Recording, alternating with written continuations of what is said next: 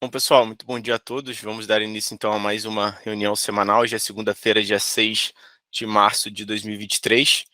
A gente começa passando primeiro pelo cenário local. A gente teve uma semana de grandes incertezas em relação à trajetória da taxa de juros, tanto aqui no Brasil quanto nos Estados Unidos. E com isso, o Ibovespa acabou encerrando a semana em queda aí de 1,83%, cotada a 103.865 pontos. Como destaque em performance na semana, a gente teve as ações da Hapvida, que caíram mais de 43% depois do resultado do quarto trimestre de 2022 decepcionar o mercado. Na ponta oposta, a Energias do Brasil subiu mais de 12% na semana após o anúncio de fechamento de capital. No Brasil, o ministro da Fazenda, Fernando Haddad, ele anunciou a retomada de tributos federais sobre combustíveis. A reoneração foi de 47 centavos por litro de gasolina e de 2 centavos por litro de etanol. Além disso, Haddad disse que a proposta do novo arcabouço fiscal sairá até o meio do mês de março. A expectativa é de que a nova regra será desenhada para que as receitas fiscais cresçam junto com o PIB nominal. Na economia, o PIB caiu 0,2% no quarto trimestre de 2022, em linha com o consenso de mercado, levando a um crescimento de 2,9% no ano de 2022. Já o índice de gerente de compras, o PMI de serviços, caiu de 50,7 pontos em janeiro para 49,8 pontos em fevereiro, voltando assim para mais um nível de contração pela primeira vez desde maio de 2021. Olhando agora para o cenário internacional, nos Estados Unidos, o mercado segue preocupado com a trajetória de política monetária americana, depois que membros do Fed reiteraram que se os indicadores econômicos continuarem mais fortes do que o esperado, mais altas de juros serão necessárias para trazer a inflação de volta à meta de 2%. Já na China, o índice de Hang Seng encerrou o mês de fevereiro com queda de 9,5%, seu pior desempenho para fevereiro desde 1982, com os investidores realizando lucros e mudando parcialmente sua exposição ao mercado de ações na China, enquanto aguardam dados que confirmam a recuperação da economia. Por outro lado, o PMI do setor manufatureiro subiu de 50,1 em janeiro para 52,6 em fevereiro, é o nível mais alto desde abril de 2012. Por sua vez, o índice não manufatureiro aumentou de 54,4 pontos para 56,3 pontos no período.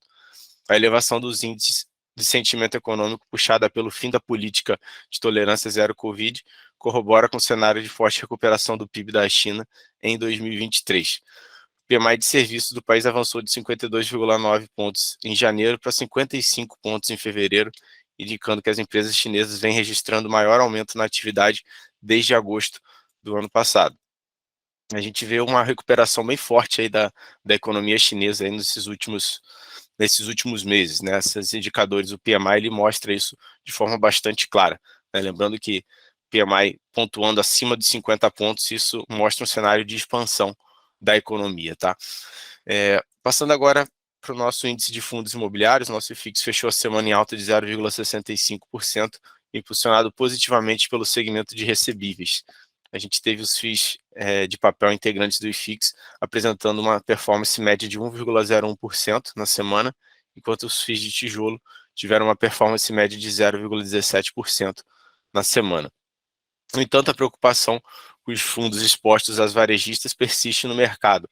A dívida das americanas com aluguel de FIIs já soma 2,6 milhões de reais em 42 dias de recuperação judicial.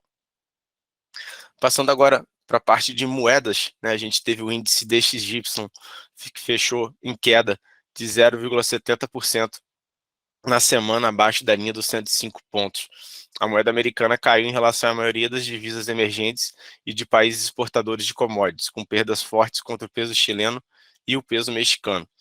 No entanto, a cautela em torno dos desdobramentos das críticas do presidente Lula ao Banco Central, reforçadas após a divulgação do PIB do quarto trimestre, impediu que o real se beneficiasse de forma mais abrangente nesta rodada de enfraquecimento do dólar no exterior. Contra o real, o dólar apresentou desvalorização de apenas 0,28% na semana.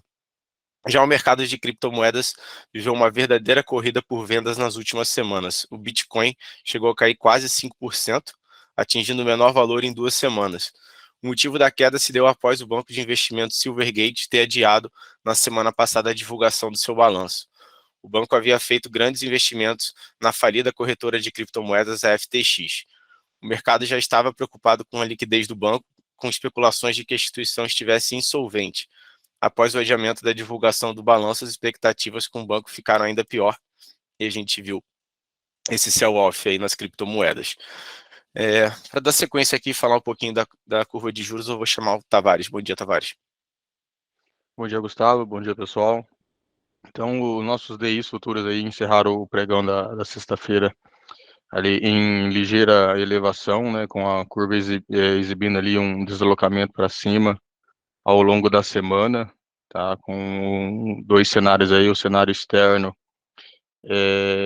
e o cenário interno nosso aqui também trazendo esses juros aí um pouquinho para cima, né, o cenário externo ali com a pressão altista nos rendimentos ali dos títulos públicos globais e o cenário doméstico com ruídos políticos.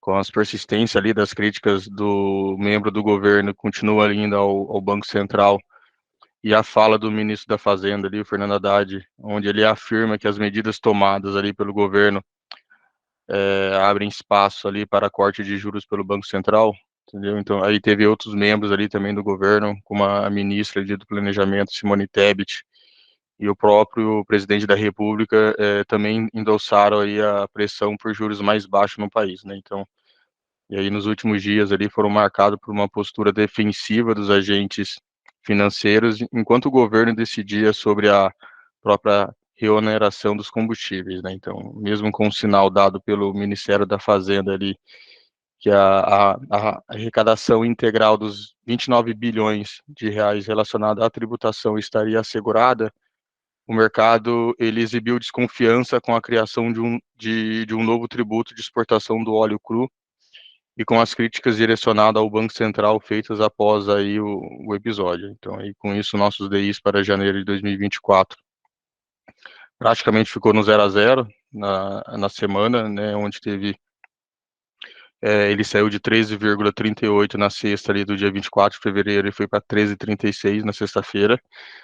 O nossos DIs de janeiro de 2025 ali avançou ali de 12,77 para 12,85, então teve uma alta ali de pouco mais de 0,5%, 0,63. Já o nosso DIs ali de 27, ele saiu de 13,04 para 13,18. Então, teve uma leve alta também, né? E o nosso DI 29 ali, onde que dos vértices mais longos é o que possui um maior volume ali financeiro, ele saiu de 13,41 para 13,55. Então, teve uma alta bem modesta também. Então, para essa semana ali, o mercado está de olho ali nas discussões sobre a âncora fiscal, já que o ministro da Fazenda disse que o tema deve se encerrar ao longo da semana. Então, e pelo monitoramento do mercado, há alguns players ali gradualmente montando posições pessimistas no Brasil, né? A partir de meados de fevereiro, o nível agregado de exposição ao Brasil ficou negativo, o que significa que a exposição líquida entre os hedge funds é agora short, né, ou seja, a posição vendida, embora ela ainda não seja dramática. Então, vamos ficar de olho aí como será a volatilidade dos juros para essa semana.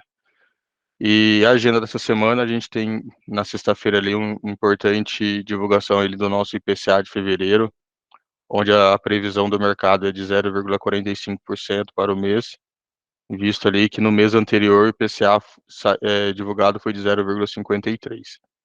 E nos Estados Unidos, o relatório de criação de empregos ali, o payroll, vai ser divulgado também. Então, essa semana ali, na sexta-feira, a gente vai ter grandes e importantes divulgações, tanto para o mercado local quanto para o mercado global.